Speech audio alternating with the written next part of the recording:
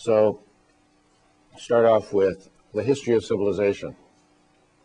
Now, civilization is this very recent thing. It's like the last 6,000 years. And the history of civilization is just the story of evolving hierarchy.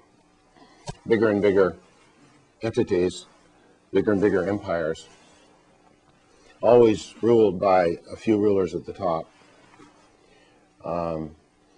And now we're at the ultimate stage of that, where one regime is on the verge of conquering the whole world. And that's what, I mean, globalization was kind of an economic assault in that direction. And now we're seeing the actual military assault, like in Afghanistan and Iraq, and all kinds of other little intrigues going on that aren't so much in the newspaper. Now, up until 200 years ago, nobody would have questioned the statement that societies are controlled by elites, because it was the king, or it was the emperor, or it was the pope, or, you know, it was obvious. And what your job was to find your place in society, you know, in this hierarchy. But then about 200 years ago, they came along with this scam that they called democracy, and told us that we lived in democracies, and we didn't realize that the only thing that happened with the American Revolution was that a new entrepreneurial elite that was more in tune with the Industrial Revolution and world trade wanted to take over from the kings and the inherited aristocracies. And in order to defeat the king's troops, they needed to trick the people into doing the fighting.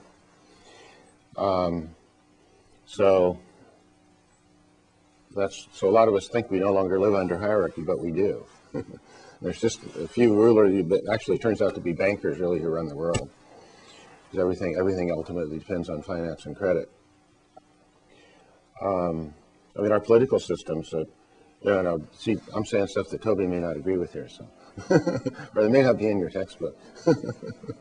But the political system is really, it's a game set up to make people think they're participating. But what it really is that those who are the most successful at fooling people sort of sell their skills to the highest bidder in terms of, you know, running the government in their interest. Now,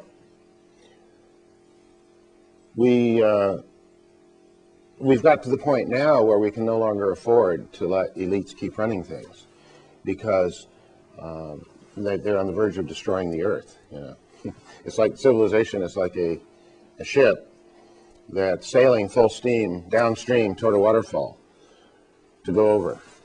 You know, and we have to turn the ship completely around and go the other way. We can't just slow it down a bit. We can't just reform a few things. We have to transform society into something that we control. In other words, a real democracy. And we'll get back to that. So that's kind of the story of civilization.